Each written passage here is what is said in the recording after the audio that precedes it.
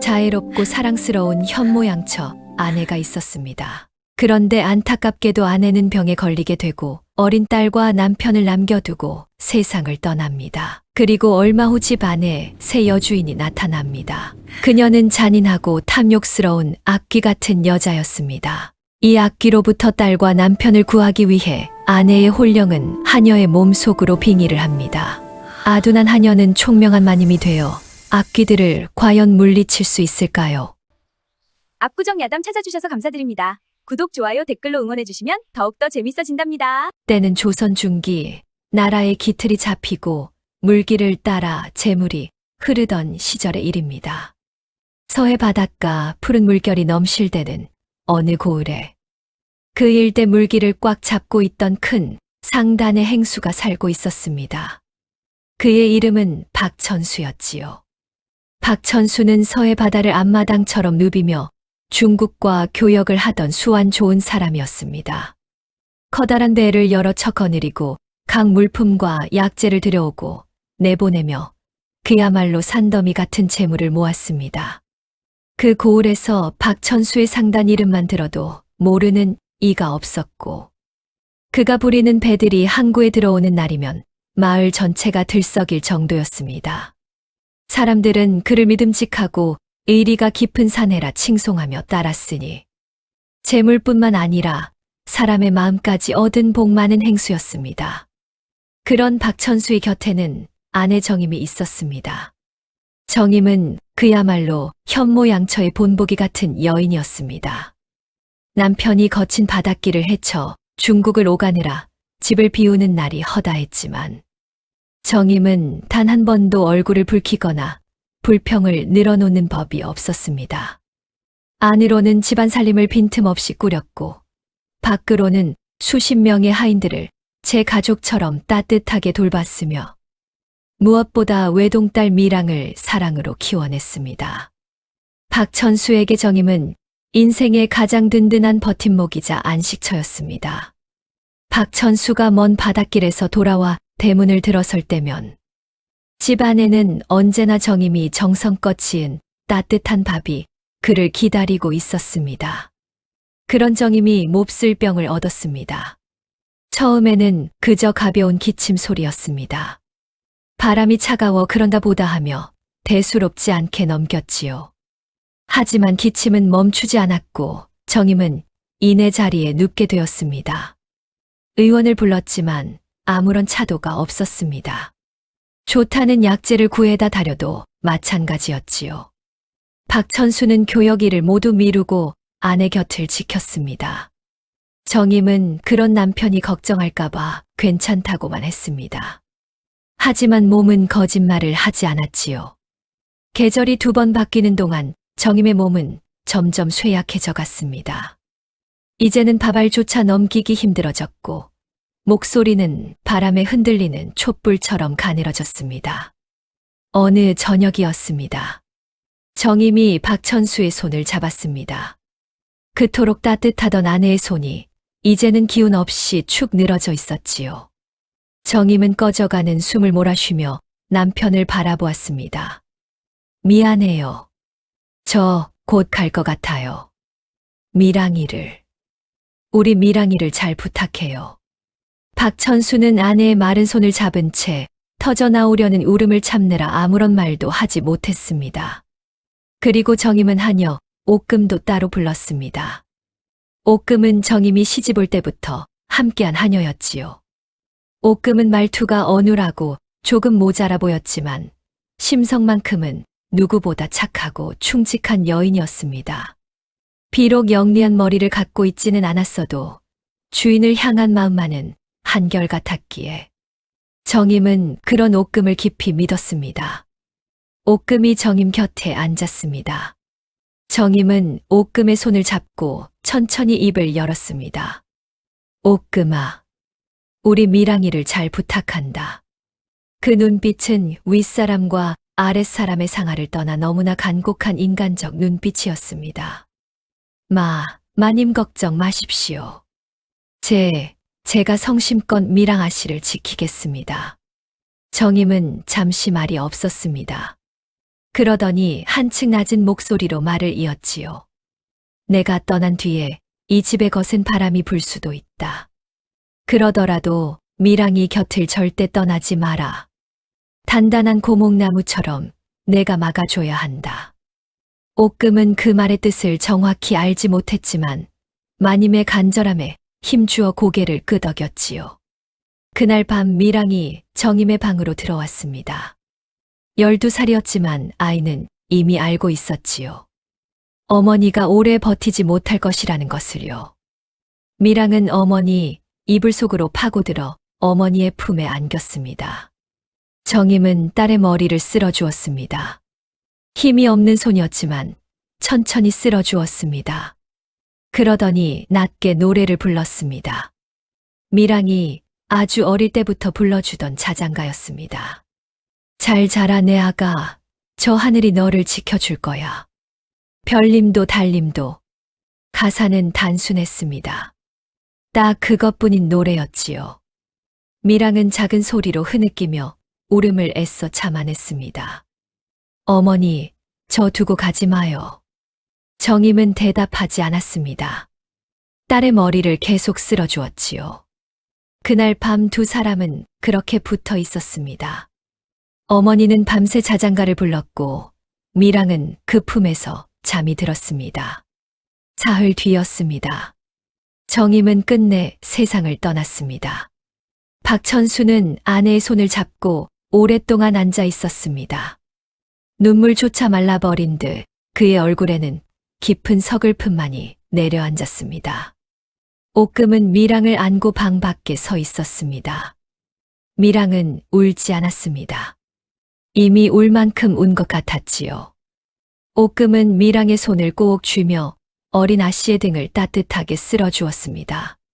장례가 끝났습니다. 집 안이 달라졌습니다. 정임이 있을 때는 온기가 넘쳐났지만 이제 그 온기가 없었습니다. 박천수는 교역 일에 더 깊이 파묻혔지요.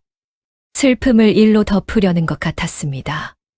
미랑은 조용히 엄마 잃은 슬픔을 이겨내고 있었습니다. 옥금은 미랑 곁을 잠시도 떠나지 않았지요. 밥을 챙겨주고 같이 놀이도 하고 밤에 무서워 잠 못 이룰 때는 같이 자주기도 했습니다. 미랑은 한 번씩 어머니 방에 들어갔습니다. 주인 잃은 방이었지만 여전히 어머니의 냄새가 남아있는 것 같았지요. 그로부터 석 달이 지났습니다. 박천수가 중국 교역을 마치고 돌아오던 날이었습니다. 그런데 혼자가 아니었습니다. 옆에 여인이 있었고 그 뒤에 사내 아이 하나가 따라 들어왔습니다. 옥금은 마당에 서서 그 모습을 긴장으로 바라보았습니다. 여인의 이름은 소향이라 했습니다. 나이는 35이었는데 미모는 그야말로 눈이 부실 정도였습니다. 오똑한 코와 하얀 피부의 붉은 입술, 그리고 홀릴 듯한 눈매와 풍만한 자태는 보는 이의 넋을 쑥 빠지게 할 만큼 아름다웠지요. 아내를 잃고 상심에 빠져 홀로 지내던 박천수가 저 눈부신 미모에 홀딱 넘어간 것도 무리는 아니었습니다. 하지만 그 고움은 따뜻한 정임의 것과는 달랐습니다. 날이 선 칼처럼 차갑고 매서운 고움이었지요. 웃을 때도 눈가에 서슬이 도사렸고 입술은 날이 서는 듯 했습니다. 뒤따라 들어온 아이는 소향의 아들 구치경이었습니다. 14살이었고 몸집이 컸으며 어린아이답지 않게 눈빛이 사악해 보였습니다. 박천수가 미랑을 불렀습니다. 미랑아, 인사드려라. 내 새 어머니시다. 소향은 미랑 앞에 서며 환하게 웃었지요. 어머, 정말 예쁘게도 생겼구나. 우리 미랑이. 이제 내가 잘 돌봐줄게. 걱정하지 말거라. 그렇게 첫 대면에 미랑을 다정이게 했지만 미랑은 겁에 질린 듯 고개를 푹 숙였습니다. 그런 미랑에게 옥금이 다가가 아이의 손을 꼭 잡아줬습니다. 그러자 소향이 옥금을 매섭게 쏘아봤습니다. 그 매서운 눈 속엔 내 인연, 어딜 감히 라는 말이 담겨 있는 듯 했습니다. 소향이 이 집안에 들어온 지도 어느덧 열흘이 지났습니다.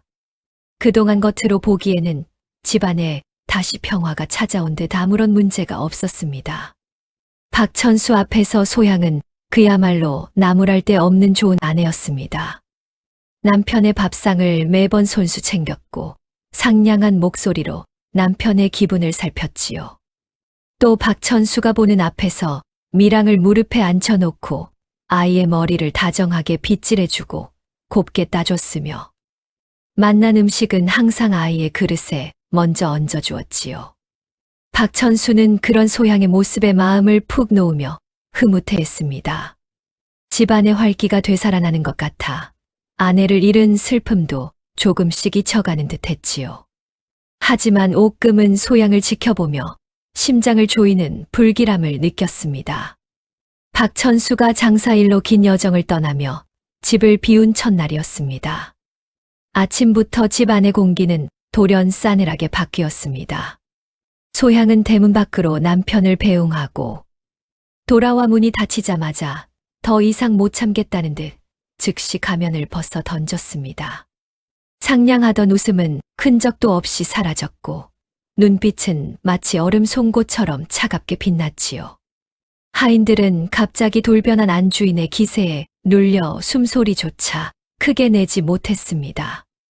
사달은 다음 날 터졌습니다. 부엌일을 돕던 늙은 하인 막돌이 실수로 물동이를 엎질렀습니다. 소양은 즉시 발끈했습니다. 막돌은 소양의 싸늘한 목소리에 고개를 조아리며 죽을 죄를 졌다고 빌었지만 소양은 단단한 매를 들어 막돌의 등을 사정없이 내리쳤습니다. 매질은 한 번, 두 번, 세 번을 거쳐 10번까지도 갈 듯 잔혹했습니다. 옥금이 놀라 앞으로 뛰어와서는 막아섰습니다. 마님. 자, 참으십시오. 뭐라. 내 인연, 감히 네 앞을 막는 게야. 하며 소양의 매질은 옥금에게 향했습니다. 소양은 그간 못마땅했던 옥금에게 무지막지하게 매질을 퍼부었습니다. 그날 이후 소양의 악독한 본색이 본격적으로 드러나기 시작했습니다. 그녀는 하인들을 사사건건 트집 잡으며 괴롭혔습니다. 청소가 조금이라도 덜 됐다거나 음식이 조금이라도 입에 안 맞으면 여지없이 난폭한 매질이 이어졌습니다. 소향의 아들 구치경은 그런 광경을 구경하는 것을 즐겼습니다. 오히려 어머니의 악행에 기름을 붓듯 한술 더 떴습니다. 어느 날 소향은 장작을 늦게 팼다는 트집을 잡아 늙은 막돌을 마당 한복판에서 거친 멍석에 말아버렸습니다. 사람을 멍석에 둘둘 말아 아무런 저항도 못하게 만든 채 매질을 하는 가혹한 벌을 내린 것이지요. 구치경은 그 옆에서 눈을 번뜩이며 묵직한 몽둥이를 집어들었습니다.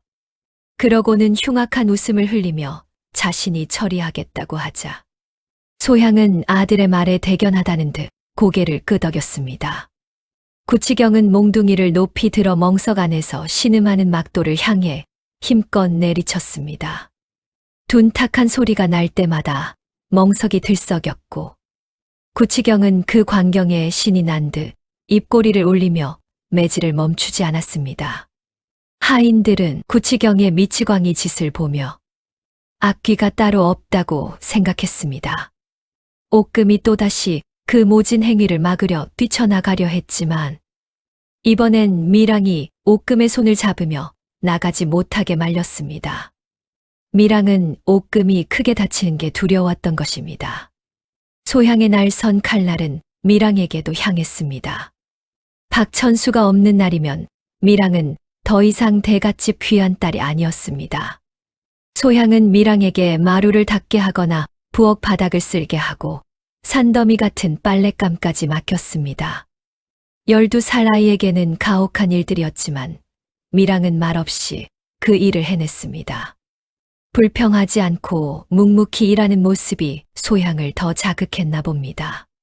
하루는 밀양이 마루를 닦다가 실수로 소향의 발끝을 살짝 건드렸습니다. 소향은 서늘한 얼굴로 밀양을 쏘아봤습니다. 얼마 전에 그 다정함은 온데간데 없었죠. 그녀는 미랑의 머리채를 잡아 올려 사납게 내뱉었습니다. 영심해라. 내 압이 있을 때는 이 집 딸로 대우해주겠다만 없을 때는 저것들이랑 같다. 미랑은 소양의 서늘한 엄포의 겁을 먹고 눈물을 흘렸습니다. 어머니가 떠난 뒤로 소리내어 울지 않기로 결심했던 아이였기에 그 흐느낌은 더욱 처량하게 들렸습니다. 구치경은 제 어미보다 더 악랄하게 미랑을 괴롭혔습니다. 어느 날 오후 소양이 안방에서 쉬고 있을 때 구치경은 마당에 혼자 있는 미랑을 발견했습니다. 그는 미랑의 팔을 낚아채어 어둡고 좁은 광 안으로 밀어 넣었습니다. 쥐가 들끓는 그곳에서 미랑은 열어달라고 울부짖었지만 구치경은 밖에서 자물쇠를 걸고는 음흉한 미소를 지었지요. 그는 하인에게 구렁이 한 마리를 잡아오게 한 후 자루에 담아 광문 틈으로 밀어 넣었습니다. 잠시 후 광 안에서 미랑의 처절한 비명이 터져 나왔습니다. 옥금은 부엌에서 일하다 그 비명을 듣고 마당으로 뛰쳐나왔습니다. 치경이 광 앞에서 즐거운 듯 서 있는 것을 보고 옥금은 앞뒤 가릴 것 없이 그의 허리춤에서 열쇠를 빼앗았습니다. 문을 열자마자 핏기 없이 하얘진 미랑이 뛰쳐나와 옥금의 옷자락을 붙들고 벌벌 떨었습니다. 바닥에서 따리를 틀고 있는 뱀을 본 옥금은 미랑을 꼭 안아주었습니다. 괜찮아요, 괜찮아요, 우리 아가씨. 저 옥금이가 왔어요.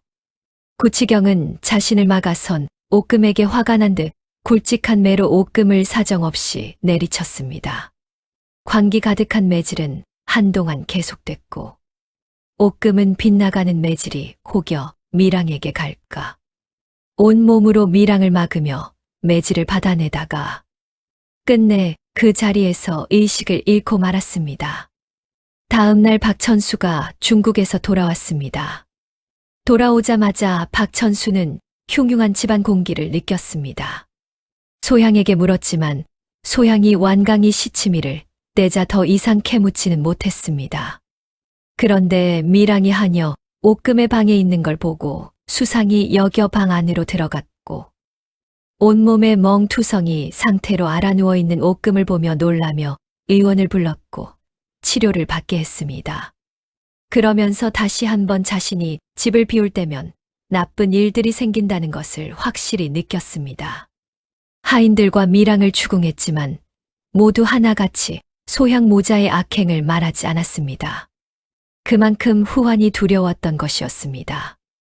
박천수가 이런 의심을 품고 소향에 대해 경계하는 마음을 갖자 소향도 거침없이 본색을 드러내기 시작했습니다. 박천수의 건강이 급격히 나빠지기 시작한 것도 이 무렵이었습니다. 건강하던 사람이 갑자기 입맛을 잃고 누렇게 뜬 얼굴로 피로를 호소했습니다. 의원들도 원인을 찾지 못해 고개를 저었지요.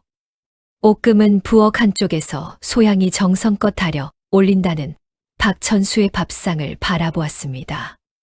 왜 자꾸 그 밥상에 눈길이 가는지 스스로도 알 수 없었지만 무언가 무거운 진실이 그릇 속에 숨겨져 있다는 불길한 느낌을 지울 수 없었습니다.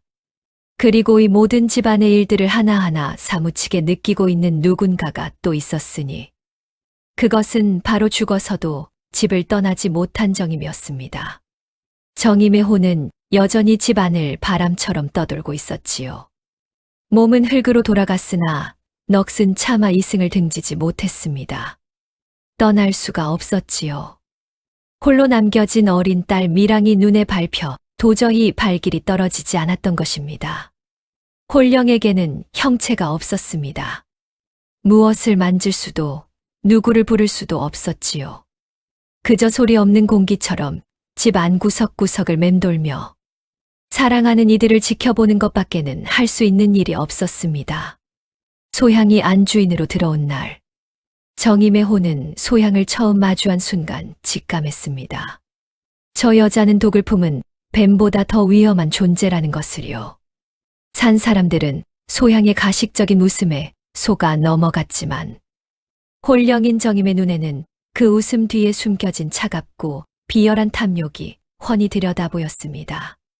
박천수가 장사를 위해 집을 비운 첫날이었습니다. 소향은 늙은 하인 막도를 마당에 무릎 꿇리고는 참나무, 매로 무자비하게 내리치기 시작했습니다. 막돌은 바닥을 뒹굴며 비명을 지르고 제발 살려달라 빌었지만 소향의 매질은 멈추지 않았습니다. 정임은 소향에게 달려들어 그 매를 뺏으려 했습니다. 하지만 홀령의 손은 그저 허공을 허망하게 가를 뿐이었지요. 닿지 않는 손, 들리지 않는 목소리. 그 지독한 무력감이 정임의 넋을 갈갈이 찢어 놓았습니다. 악귀 같은 구치경은 한술 더 떴습니다. 구치경은 미랑이 갇힌 광문 아래 틈으로 구렁이를 밀어 넣었습니다. 정임은 그 잔인한 현장 한복판에 서 있었지요. 안에서 미랑의 처절한 비명이 터져 나올 때 정임은 미친 듯이 문을 밀어젖히려 했습니다. 두 손에 온 힘을 실어 문을 두드렸으나 홀령의 힘으로는 문고리 하나조차 흔들 수 없었습니다. 정임은 벽을 통과해 광 안으로 들어갔습니다. 그곳에는 어린 딸이 구석에 웅크린 채 사시나무 떨듯 떨고 있었고 발치에는 시커먼 구렁이가 혀를 내름거리고 있었습니다. 미랑아, 엄마 여기 있다. 무서워 마라. 정임이 목이 터져라 불렀으나 미랑은 바로 옆에 어머니가 있다는 사실을 꿈에도 모른 채 공포에 질려 있었습니다. 곧 옥금이 달려왔고 옥금은 앞뒤 가릴 것 없이 구치경을 밀쳐내고 자물쇠를 열어 미랑을 구출해냈지요. 정임은 그 찰나를 놓치지 않았습니다. 구치경이 옆에 서 있던 참나무 몽둥이를 집어들었을 때 정임은 온몸을 던져 그를 막으려 했습니다. 하지만 몽둥이는 정임의 몸을 통과해 그대로 옥금의 옆구리를 강타했습니다.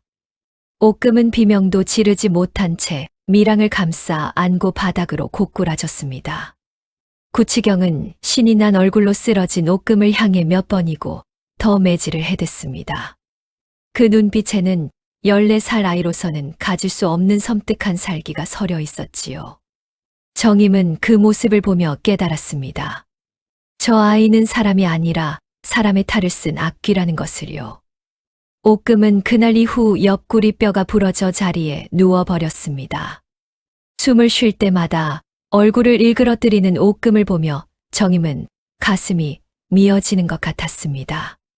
제 몸이 부서져라 달려들던 옥금의 헌신이 있었기에 미랑이 무사할 수 있었던 것이지요. 하지만 이제 그 옥금마저 몸져 누워버렸으니 당장 미랑을 지켜줄 이는 아무도 없었습니다. 어느 깊은 밤이었습니다. 정임은 남편 박천수의 방 안에서 소름 끼치는 광경을 보았습니다.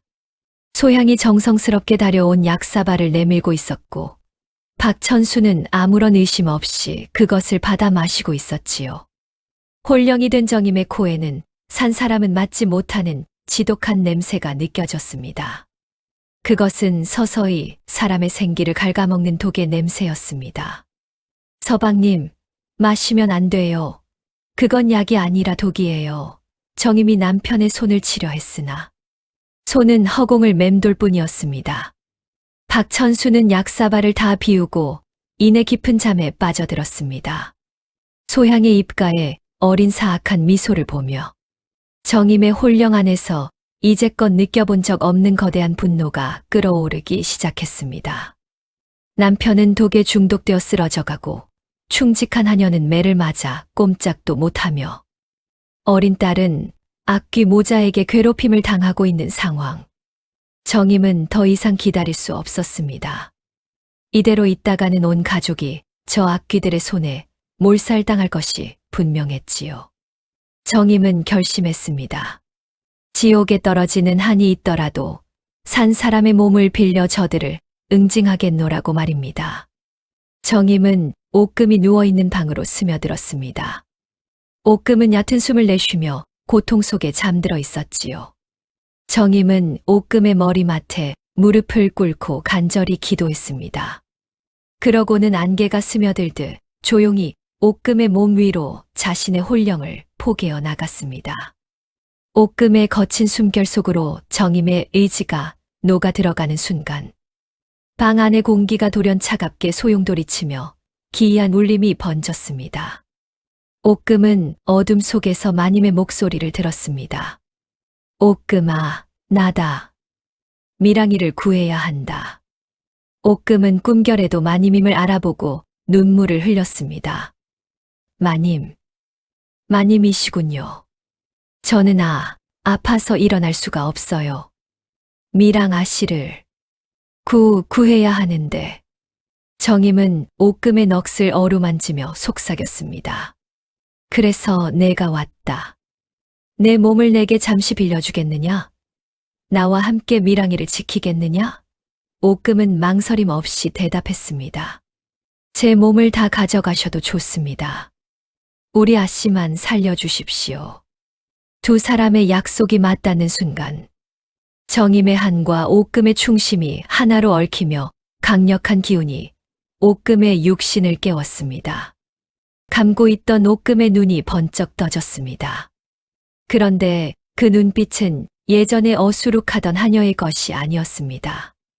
서리빨 같은 위엄과 세상을 꿰뚫어보는 통찰력이 서린 바로 정임 마님의 눈빛이었습니다. 옥금은 천천히 자리에서 일어나 앉았습니다. 부러진 옆구리의 통증은 정임의 강력한 의지에 눌려 더 이상 느껴지지 않았지요. 옥금은 투박한 자신의 손을 내려다보았습니다. 비록 하녀의 손이었으나 이제 그 손은 악인을 벌할 심판의 손이 되어 있었습니다. 그때 미랑이 방문을 열고 들어왔습니다. 옥금아, 일어나면 안 돼. 아직 아프잖아. 미랑의 말에 옥금이 고개를 들었다를 바라보았습니다. 미랑은 그 자리에서 얼어붙었습니다. 옥금의 눈에서 느껴지는 그 형언할 수 없는 따뜻함과 깊은 사랑. 그것은 오래전 어머니의 품에서 느꼈던 바로 그 기운이었습니다. 미랑의 입술이 파르르 떨리며 목소리가 흘러나왔습니다. 어머니? 옥금은 대답 대신 슬픔과 비장함으로 미랑을 품에 꼭 안으며 속으로 외쳤습니다. 그래 엄마야, 내 엄마야. 널 구하러 왔다 엄마가. 그날 밤부터였습니다. 옥금의 육신 안에서 잠자고 있던 정임의 홀령이 본격적으로 움직이기 시작한 것은 바로 그때부터였지요. 낮 동안 옥금은 여전히 말을 더듬고 하인들 사이에서 멍하니 먼 산만 바라보았습니다. 소향이 매섭게 부르면 어깨를 움츠리며 고개를 숙였고 그릇을 닦을 때도 손이 느릿하기 짝이 없었지요. 겉보기에는 이전과 다를 바 없는 어수룩하고 아둔한 하녀였습니다. 하지만 모두가 잠든 깊은 밤이 되면 옥금의 몸은 정임의 의지에 따라 소리 없이 깨어났습니다. 발소리 하나 내지 않고 그림자처럼 움직이는 그 몸놀림은 그림자만큼 은밀했습니다.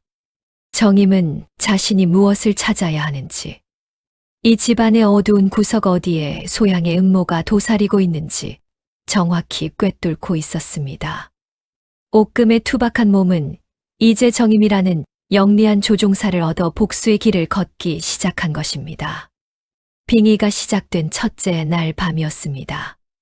옥금은 소향의 방으로 쥐 죽은 듯 발을 들였습니다. 소향이 애지중지하는 서랍장 앞에 서서 가장 아래쪽 서랍을 열었지요. 안쪽 깊숙한 곳에 손을 넣으니 꽁꽁 묶인 작은 보자기 하나가 손끝에 걸렸습니다. 옥금은 숨을 죽이며 매듭을 풀었습니다. 그 안에는 밀랍으로 뚜껑이 단단히 봉해진 작은 도기 항아리 2개가 들어 있었습니다. 옥금은 조심스레 뚜껑 하나를 열어 냄새를 맡았습니다. 살아있는 사람이라면 그저 쓰디쓴 약재 냄새라고 생각했겠지만 죽음을 겪고 돌아온 정임의 홀령은 단번에 알아차렸습니다. 그것은 서서히 사람의 생기를 갉아먹고 오장육부를 녹여내는 독초, 명사초의 가루였습니다. 정임은 치밀어 오르는 분노를 억누르며 항아리를 다시 제자리에 놓았습니다. 아직은 꼬리를 밟히면 안 됐습니다. 더 확실한 물증이 필요했지요. 둘째 날 밤, 옥금은 소향의 방 벽장 깊은 곳을 뒤지기 시작했습니다. 옷가지들 사이에서 꼼꼼하게 접힌 종이 한 장을 발견했지요. 옥금은 원래 제 이름자도 못 쓰는 까막눈 하녀였지만 옥금의 몸을 빌린 정임은 그를 아는 여인이었습니다. 옥금의 눈이 종이 위를 천천히 하지만 매섭게 훑어 내려갔습니다. 그것은 소향이 누군가와 주고받은 은밀한 밀서였습니다. 박천수 상단의 창고 위치, 배가 들어오는 날짜, 그리고 교역품 목록이 빼곡하게 적혀 있었지요. 그 옆에는 낯선 사내들의 이름이 적혀 있었는데 내용은 더욱 충격적이었습니다.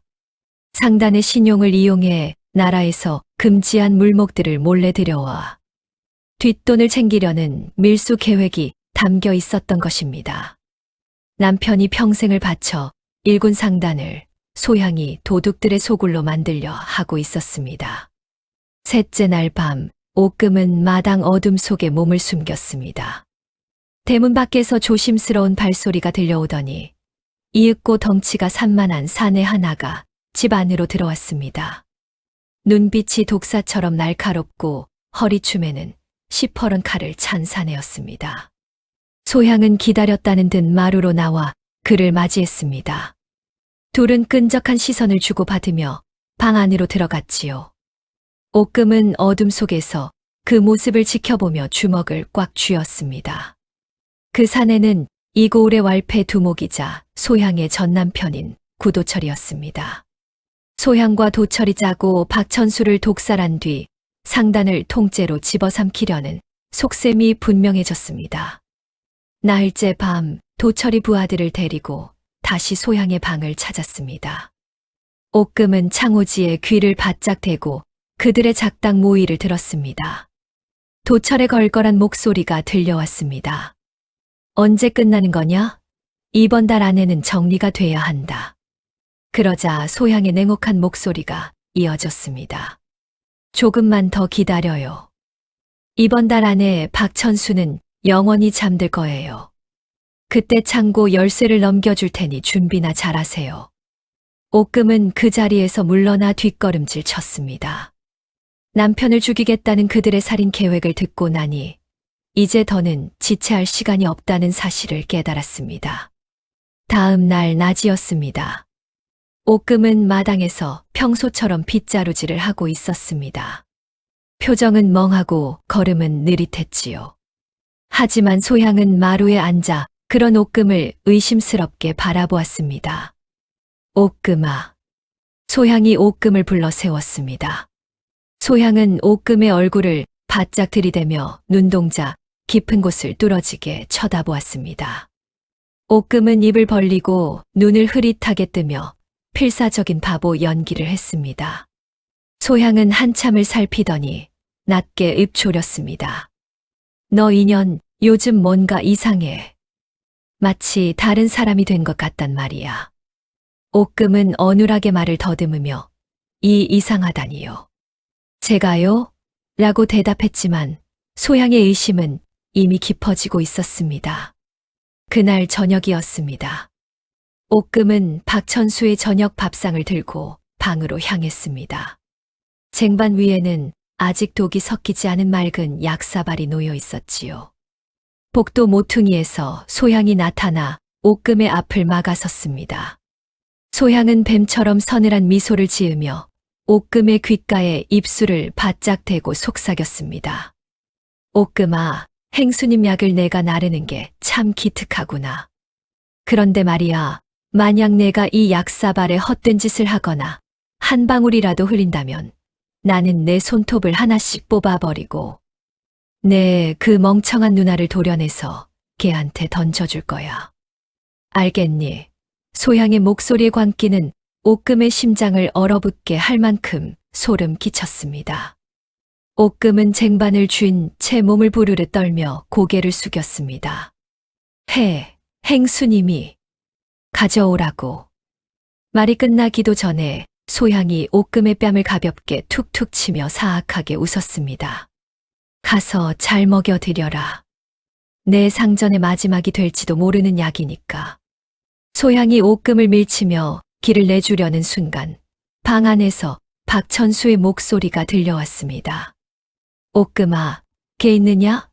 어서 들어오너라. 소향은 남편의 목소리에 엷은 미소 지으며 한 걸음 물러섰습니다. 방 안으로 들어온 옥금은 약사발을 박천수에게 건넸습니다. 박천수가 약을 마시는 동안 옥금은 그를 지그시 응시했습니다. 그 눈빛은 예전의 어수룩한 하녀가 아니라 오직 정인만이 보여줄 수 있는 깊고 자애로운 눈빛이었습니다. 박천수가 약을 다 비우고 숨을 몰아쉴 때였습니다. 행수님, 부디 기운을 차리셔야 합니다. 박천수는 자신을 바라보며 말을 하는 옥금의 따뜻한 눈빛에서 순간적으로 아내의 살아생전 눈빛을 바라본 듯 눈물을 글썽거렸습니다. 떠나간 아내 정임이 너무나 보고 싶은 듯 했습니다. 바람이 문풍지를 찢을 듯 울어대던 밤이었습니다. 옥금의 몸은 이제 두 여인의 혼이 함께 머무는 기묘한 그릇이 되어 있었습니다. 옥금은 자신의 머릿속에서 들려오는 정임의 서늘한 목소리에 온 신경을 집중했습니다. 예전의 어수룩한 하녀 옥금이었다면 벌벌 떨며 주저앉았겠지만 지금의 옥금은 정임의 지혜를 솜처럼 빨아들이며 서서히 다른 사람이 되어가고 있었지요. 옥금아, 두려워하지 마라. 내 눈은 이제 세상을 꿰뚫는 내 눈이고 내 손은 악을 벌하는 내 손이다. 내 가슴 속에 차오르는 그 뜨거운 기운을 믿고 한 걸음씩 내디디렴. 정임의 목소리는 옥금의 뼛속까지 파고들었습니다. 마님, 제 머릿속이 갑자기 맑아지는 것 같습니다. 저들이 숨겨둔 그 흉악한 냄새가 이제는 어디서 오는지 정확히 보입니다. 옥금은 정임과 마음속으로 대화하며 캄캄한 안채 마당을 가로질렀습니다.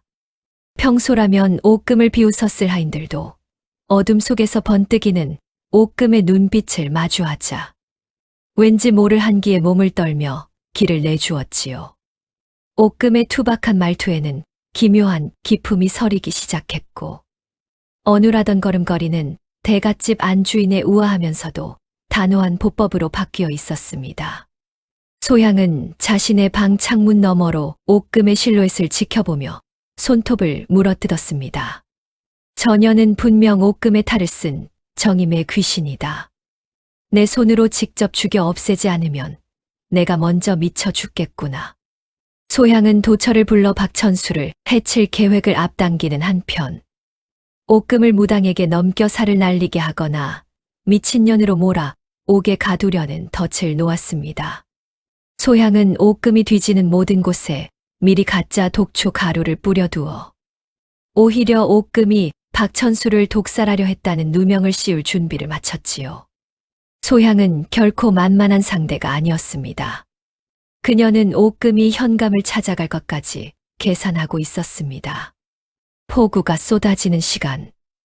옥금은 정임의 기억을 더듬어 고을 현감 강기용의 집무실을 찾아갔습니다. 강기용 현감은 과거 박천수와 정임의 도움을 받은 청렴한 관리였습니다. 사또. 10여 년 전 덕양곡의 도적 사건을 기억하십니까? 강기용 현감은 놀라며 옥금을 바라봤습니다. 덕양곡의 도적 사건을 강현감이 잊을 리가 없었지요. 그때 도적을 만나 목숨을 잃을 뻔한 자신을 어느 부부가 구해줬고 그 덕분에 이 자리에 있는 것이니까요. 내가 그것을 얻지 않으냐? 돌아가신 저희 마님 부부가 사또를 구하셨습니까요? 옥금은 강현감에게 그간의 이야기를 소상히 털어놨습니다. 현감은 차마 그 말을 곧바로 믿기는 힘들었지만 자신을 구해준 박천수 부부 일이라소. 내 마음이 움직이기 시작했습니다. 옥금의 말이 끝나기도 전에 소향이 현감의 관저로 들이닥쳤습니다. 그녀는 이미 현감의 부관을 매수한 상태였지요. 사또 제 집 하녀가 미쳐서 이런 소란을 피우니 참으로 민망합니다. 저녀는 제 남편 박행수를 죽이려다 들통나자 귀신 들린 척 연기를 하고 있는 것입니다. 여기 보십시오. 저년의 방에서 나온 독초 가루들입니다. 소향은 미리 준비한 가짜 증거를 현감 앞에 내던지며 옥금을 향해 도끼 서린 미소를 지었습니다. 소향의 반격은 매서웠습니다.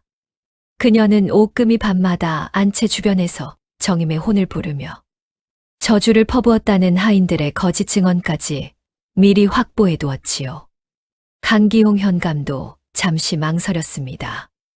눈앞에 하녀가 말하는 비밀은 놀라웠으나 소향이 제시한 물증들은 너무나 명백해 보였기 때문입니다. 소향은 기세를 몰아 옥금을 당장 끌어내어 목을 치라고 현감을 압박했습니다. 그때 옥금이 소향의 눈을 똑바로 응시하며 추상같이 소리쳤습니다. 소향아, 내가 내 자수함 속에 독초를 숨기고 내 장부 뒤에 밀서를 붙여둔 것을 내가 모를 줄 알았느냐. 사또, 대청마루. 맨 안쪽 들뜬 틈바구니 밑바닥과 뒤뜰 장독대의 제일 뒷줄 항아리를 확인하면 될 것이옵니다. 소향의 안색이 순식간에 잿빛을 넘어 검게 죽어갔습니다. 그녀는 설마 옥금이 그 은밀한 곳까지 찾아냈으리라고는 상상조차 못했습니다. 소향은 도철과 맺은 밀수 계약서와 박천수를 서서히 죽여가던 명사초의 진짜 뿌리를 그곳에 숨겨두었던 것이지요.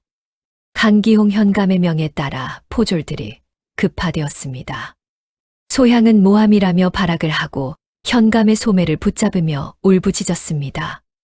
사또, 전혀는 요물입니다. 저건 다 귀신이 꾸며낸 거짓말입니다. 하지만 잠시 후 포졸들이 들고 온 상자 안에는 계약서 조각과 썩지 않은 검은 독초 뿌리가 한가득 담겨 있었습니다.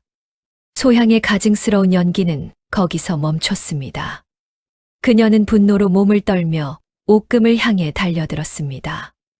이 죽일 년 죽어서도 내 앞길을 막는구나. 소향은 소매 속에 숨겨두었던 비수를 꺼내 옥금의 심장을 겨눴습니다. 하지만 정임의 혼이 실린 옥금의 몸은 인간의 한계를 넘는 민첩함으로 소향의 팔을 낚아챘습니다. 우지끈 소리와 함께 비수가 바닥에 떨어졌고 옥금은 소향의 귀에 대고 정임의 목소리로 나직이 속삭였습니다. 소향아, 이제 내가 갈 지옥에는 내가 미리 자리를 봐두었단다. 소향은 광기 어린 비명을 지르며 바닥으로 고꾸라졌습니다. 강기홍 현감의 서슬퍼런 추상 같은 명령이 떨어졌습니다. 이 못된 여인을 당장 하옥하고 포구에 숨어있는 구도철과 그 일당들을 일망타진하라. 포구가 잦아드는 새벽, 소향은 착고를 찬 채 관하로 끌려갔습니다. 하지만 옥금은 알고 있었습니다. 도철은 결코 순순히 잡힐 위인이 아니라는 것을요. 그는 이미 박천수의 집을 포위하고 마지막 발악을 준비하고 있었습니다. 옥금과 정임은 서로의 영혼을 더욱 단단히 묶었습니다. 비바람이 잦아든 새벽이었으나 박천수의 집 마당에는 매서운 살기가 감돌고 있었습니다. 관아의 포졸들이 들이닥칠 것을 예감한 도철은 도망칠 생각 대신 마지막 발악을 준비하고 있었지요. 그는 상단의 창고를 지키던 무례배들을 금전으로 매수하여 박천수의 안채를 겹겹이 포위했습니다. 박천수가 죽어야만 상단의 모든 권리가 소향과 자신에게 넘어올 것이라는 헛된 탐욕에 눈이 멀어 그의 눈에는 이미 광기가 서려 있었습니다. 도철이 시퍼런 칼날을 치켜들며 목청을 높였습니다. 박천수, 내 이놈 순순히 나와서 목을 내놓으면 내 딸년의 목숨만은 살려주마. 안채방 안에서 밀항을 품에 안고 있던 박천수는 옥금이 몰래 준 해독제 덕분에 기운을 차렸으나 밖을 에워싼 무례배들의 서슬퍼런 기세에 절망하고 있었습니다. 그런데 바로 그 순간 굳게 닫혀있던 대문이 천천히 열리며 누군가 마당으로 걸어 들어왔습니다. 그것은 옥금이었습니다. 그런데 옥금을 본 사람들은 모두 제자리에 얼어붙고 말았습니다. 흙탕물로 범벅이 되었던 하녀의 거친 몰골은 온데간데 없고 마치 하늘에서 내려온 선녀처럼 맑고 단아하게 빛나고 있었기 때문입니다. 정임의 고결한 넋이 옥금의 육신에 완전히 스며들면서 옥금에 투박했던 이목구비는 죽은 정임 마님의 가장 아름다웠던 시절의 모습으로 다시 빚어져 있었습니다. 옥금의 몸 주위로는 신비로운 안개가 감돌았고 그녀가 한 걸음씩 내디딜 때마다 마당을 가로질렀던 살기 어린 공기가 차갑게 가라앉았습니다. 도철은 옥금의 변모한 모습에 말할 수 없는 공포를 느끼며 비명을 질렀습니다. 내 인연 썩 꺼지거라. 내년은 요물이 분명하구나. 도철은 공포를 이기지 못하고 짐승처럼 울부짖으며 옥금을 향해 칼을 휘두르며 달려들었습니다. 하지만 옥금은 눈 하나 깜짝하지 않았습니다. 그녀의 눈은 슬픔이 아니라 인간의 탈을 쓰고 짐승보다 못한 짓을 저지른 자를 향한 서늘한 분노와 위험으로 가득 차 있었습니다. 그 압도적인 눈빛에 도철은 순간 주춤하며 뒷걸음질 쳤습니다. 바로 그 찰나 허공을 가르는 날카로운 소리가 들려왔습니다. 날카로운 바람을 가르며 날아온 화살 한 대가 도철의 가슴 한복판에 깊숙이 박혔습니다. 도철은 비명도 지르지 못한 채 칼을 내던지며 바닥으로 고꾸라졌습니다. 대문 너머에서 말을 탄 강기용 현감이 화를 내리며 위험 있게 등장했습니다. 현감의 뒤로는 수십 명의 포졸들이 마당으로 들이닥쳤습니다. 강기용 현감의 서슬퍼런 명령이 마당에 울려 퍼졌습니다. 이 놈들을 단 한 놈도 남기지 말고 모두 생포하라. 구도철이 쓰러진 것을 본 무례배들은 전의를 상실한 채 무기를 내던졌습니다. 도철은 가슴을 움켜쥐고 피를 토하며 발악했지만 이미 그의 명줄은 저승의 문턱에 닿아 있었습니다. 모든 위협이 사라지자 박천수가 미랑을 데리고 마당으로 뛰어나왔습니다. 박천수는 옥금을 보고 그만 넋을 잃었습니다. 아내 정임이 살아 돌아온 듯한 그 고운 얼굴과 기품에 흐느끼기 시작했습니다. 옥금은 미랑을 바라보며 자장가를 나직이 불렀습니다. 잘 자라 내 아가, 하늘이 너를 지켜준다. 별님이, 달님이. 미랑은 울음을 터뜨리며 옥금에게 달려가 안겼습니다. 어머니, 옥금은 미랑을 꼭 안아주며 등을 다독였습니다. 옥금의 몸을 빌린 정임은 박천수의 손을 살포시 잡으며 말을 건넸습니다. 서방님, 이제 저는 정말 떠날 때가 되었습니다. 정임은 박천수의 눈을 똑바로 응시하며 잠긴 목소리로 말을 이었습니다. 옥금이는 제 영혼을 받아들여 자신의 몸을 내어준 은인입니다. 저 대신 이 아이를 당신 곁에 두어주세요. 옥금이의 투박한 손마디에는 저를 향한 충심이, 그 맑은 눈동자에는 당신과 미랑이를 향한 진심이 담겨 있습니다. 제 의지와 옥금이의 고운 심성이 하나가 되었으니 옥금이를 이 집안의 주인으로 받아들여 훗날 미랑이의 앞길을 지켜줄 수 있게 해주세요.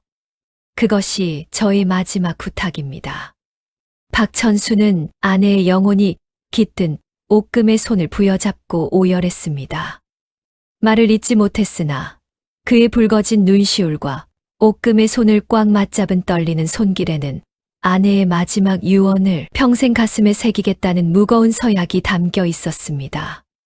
아내를 다시 보내야 하는 슬픔과 자신들을 위해 육신을 빌려준 옥금에 대한 경외감이 교차하는 가운데 박천수는 고개를 깊이 숙여 무언의 대답을 대신했습니다. 그 침묵은 그 어떤 맹세보다 단단하게 마당을 메웠습니다. 그 약속이 전해지자 옥금의 몸에서 눈부시게 하얀 안개가 피어올랐습니다. 정임의 혼은 마지막으로 옥금의 귓가에 속삭였습니다. 고맙다 옥금아. 내 남은 삶은 모두 내 것이니 이제 행복하게 살 거라. 정임의 기운이 하늘로 흩어지자 옥금은 잠시 정신을 잃고 쓰러졌습니다. 그로부터 2년이라는 세월이 흘렀습니다. 박천수의 집은 예전의 온기와 행복을 완전히 되찾았습니다. 옥금은 이제 상단의 당당한 안주인으로서 집안을 다스리고 있었습니다. 정임의 영혼이 머물렀던 덕분인지 옥금은 놀라울 정도로 영리해졌고 장부를 다루는 솜씨나 사람을 대하는 마음 씀씀이가 정임마님 못지않다는 칭송을 한 몸에 받았습니다. 옥금의 외모 또한 정임의 고운 선을 닮아 단아하고 아름답게 변모해 있었으며 그녀는 밀랑에게는 세상에서 가장 자애로운 어머니가, 박천수에게는 가장 따뜻하고 총명한 동반자가 되어 주었습니다. 어느 화창한 봄날 오후 박천수와 옥금 그리고 밀랑은 꽃이 만발한 안채 마당에 모여 앉아 웃음꽃을 피웠습니다. 정임의 사랑과 옥금의 충심이 만들어낸 이 평화로운 일상은 서해 바닷가 고을에서 가장 아름답고 훈훈한 야담으로 오래도록 전해졌더랍니다. 지금까지 현모양처 마님과 충직한 하녀의 빙의 이야기 들어주셔서 감사드립니다. 곧 또 찾아뵙겠습니다. 안녕히 계세요.